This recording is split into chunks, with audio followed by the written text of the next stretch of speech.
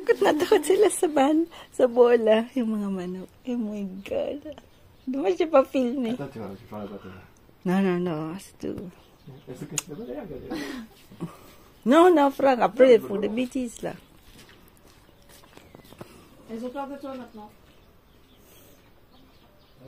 Ah, là, tu peux plus caresser. Mais après, c'est bête, ça va oublier au bout de 2 secondes. Ouais, non, pas de... C'est pas un poisson rouge, hein. Pas mal du mal, hein. Les éléphants, ça... c'est trop bon, moi.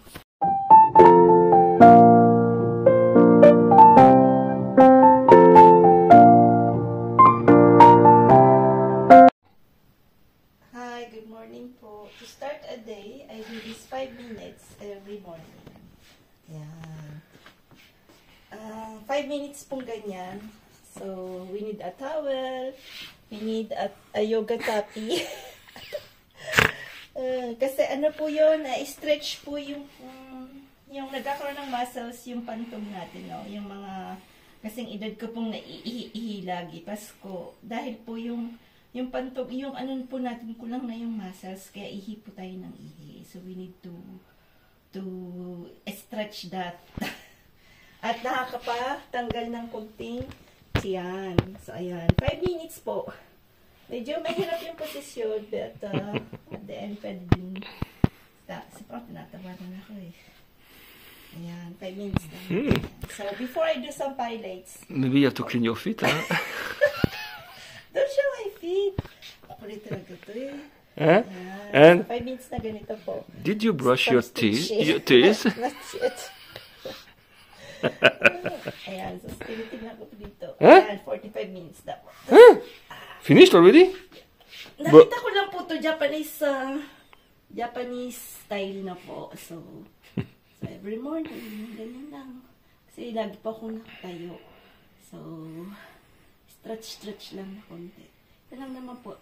Noon ko pa po ito ginagawa nung nag-work ako sa drive. Kasi kailangan po natin i-stretch yung katawan natin para magkaroon ng magandang sirkulasyon ng blood. Ayan. Okay. Yung exercise na po yun, I do that 2 years ago po, no? So, 2 years na ganun po yung ginagawa ko. Kasi yung work ko po dati, before, it's very, parang, ano po yun, nagja-jog kami every day na po within 6 hours to 7 hours na po. Kasi sa drive po yun, so we're always hurrying up na po. So, ang ginagawa ko po, every morning, before to start to work, ganun po yung ginagawa ko, nag-stretching po ako. Pero 5 minutes lang po yung ginagawa kong yun. So, it means like 5 minutes, then after, siguro another 5 minutes na in-stretch ko lang yung mga buto-buto ko na po. So, ang kailangan lang po yung towel. Napanood ko lang din po yun 2 years ago. Towel, parang medyo malaking towel, beach towel. Tapos, ipo-fold nyo po yun nung ganito. Atong wait. Ayan. Hati siya. Yung hati, di ba po, ng towel. Ganyan. Imbis na gaganatihin nyo po, hindi ganon. Pahaba. Yung pahaba po. Ayan, wala kasi akong cameraman.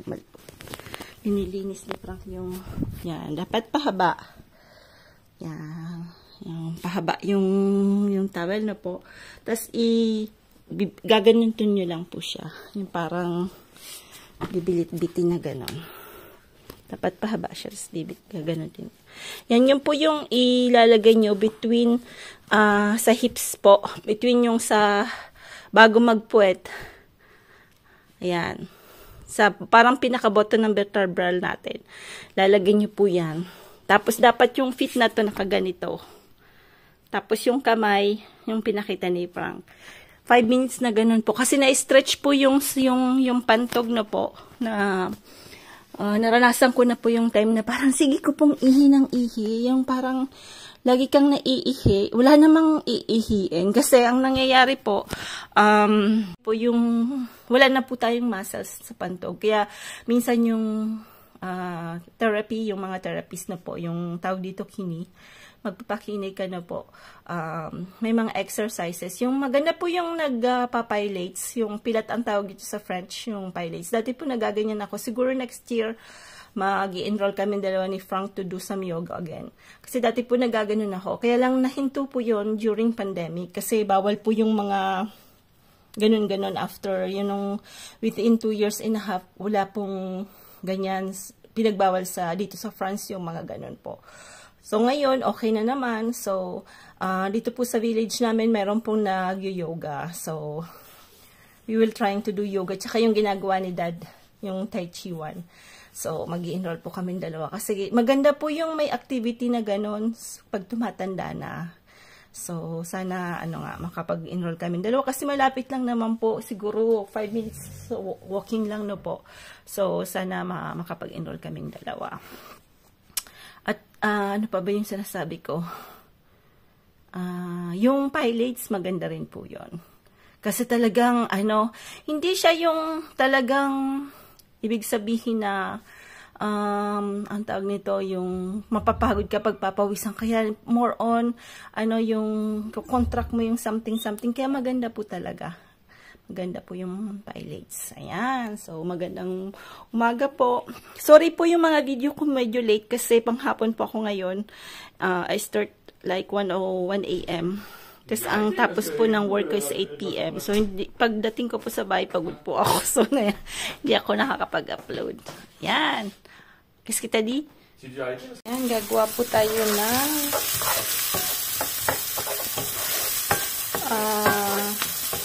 bolognese. Ay, spaghetti po. Yan, ulit-ulit na naman. May pasok kasi dapat mga madalian pong lulutuin lang, no? So, ayan. Sana makakain si Sam kasi gawa nung, niya po, brace niya, hindi siya nakakakain. Sa France, may mga different kinds ng beef, no po, yung pag nabili nyo, may po yung tag ito. May minsan 5%, may 5% na lang po ng taba. So ito po 5% lang, so hindi gaanong mataba na po. Yan.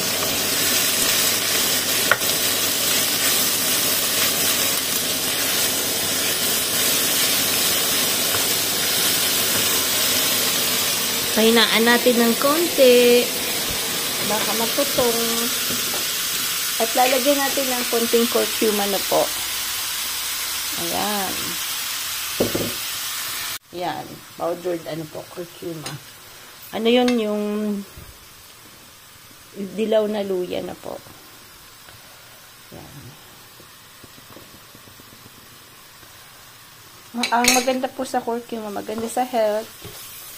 At yung kulay niyan po ay maganda rin po. Magkaka-add ng something color na po. Tapos lalagyan na lang natin yan ng tomato sauce. Sometimes when I have fresh tomato, dinalagyan ko po na para mas masarap. Kaya lang, nung nag-grocery kami, I forgot to buy. Kaya, wala.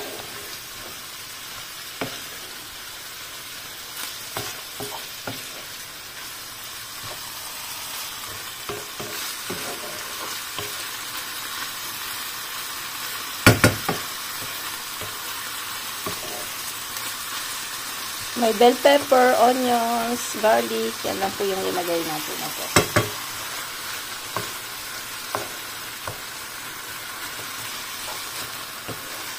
Yan. Ito na yan. Linagay natin yung tomato sauce. Yung style naman po ng Jollibee na po, nilalagyan po ng tawag nito, ng konting ketchup.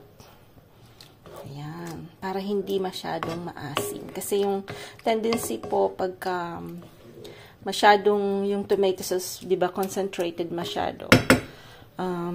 Maasim. Ayaw ng bata. Lalo na yung Filipino kids na po. Nasanay po sila sa medyo matamis na konti. So, you can add some ketchup na po para malesen yung asim nung sauce na po. So, ayan. I will put some ketchup para maging a little Jollibee. Yan. So, ketchup na po. Hindi ko napapakita yung ano nito kasi baka ma-copyright, ha? Yan.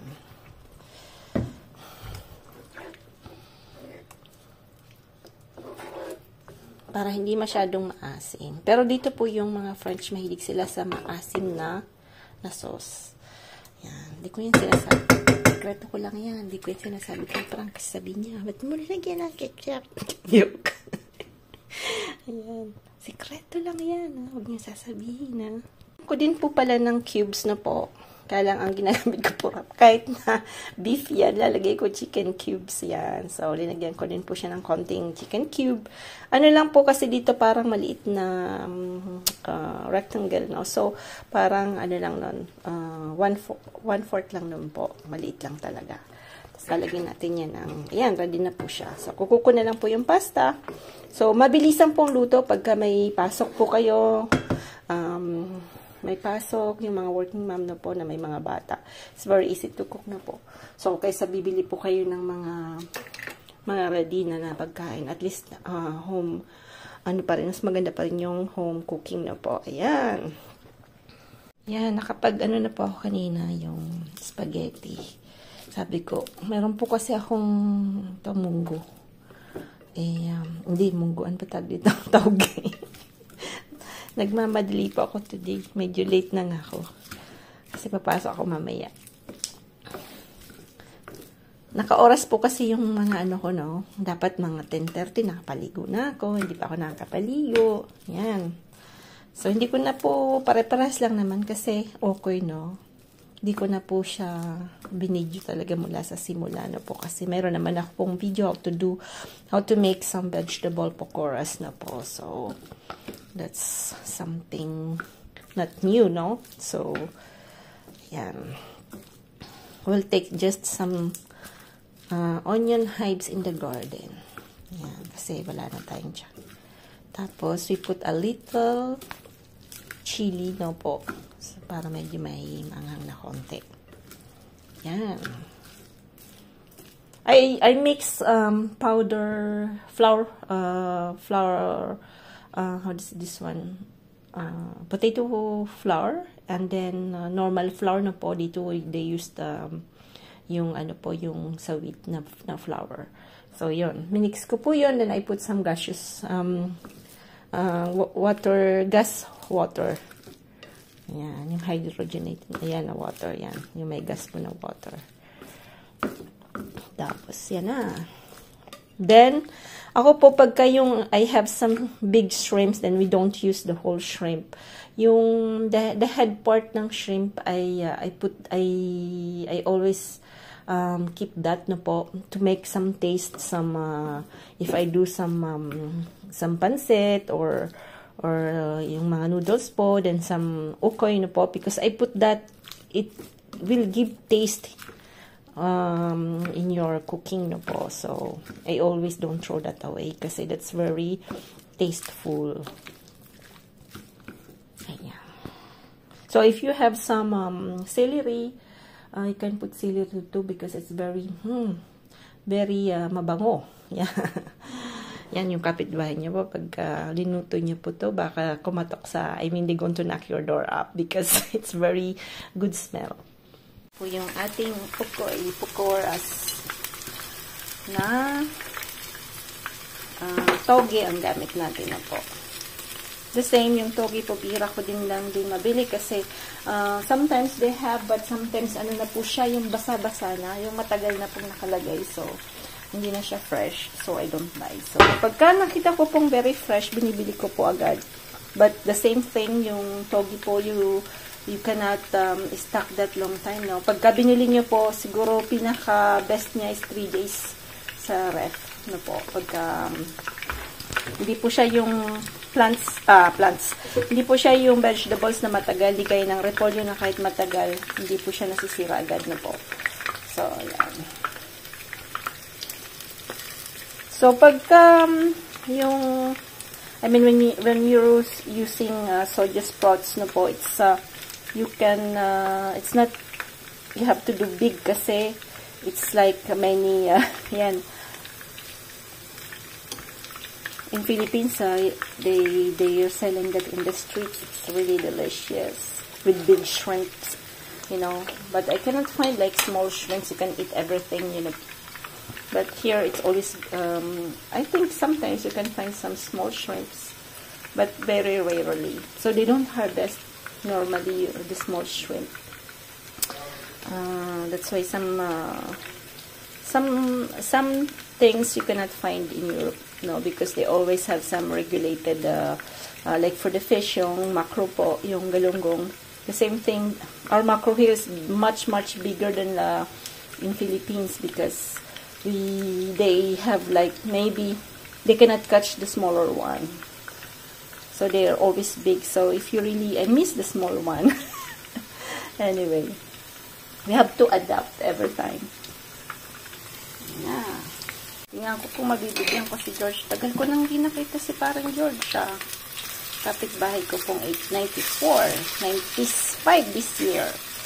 Nagpapagawa kasi siya nagpapapintura po siya ng fasad ng buong bahay sa labas. Worth 7,000 euro. Oh my God. Mahal po. Pag nagpapintura po kayo ng buong bahay dito, it costs like 7,000 euro. So, kailangan talagang mag-work. But as we don't live kasi nung binili namin yung bahay, I think the old lady just do the facade. So, I don't think we know because it's really new. Buti na lang kasi very expensive. Hindi natin kakayanin. I mean, you can do, but you have to save a lot. You have to work a lot. Wow! Mainit Yeah. No. Sapik. Sapik. Wow, Francis.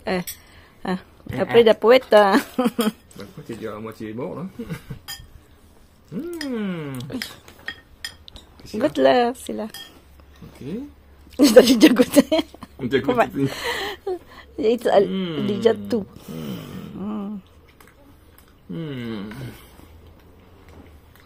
C'est bon, hein? Non. C'est bon. Ayan. Bon appétit. Bon appétit.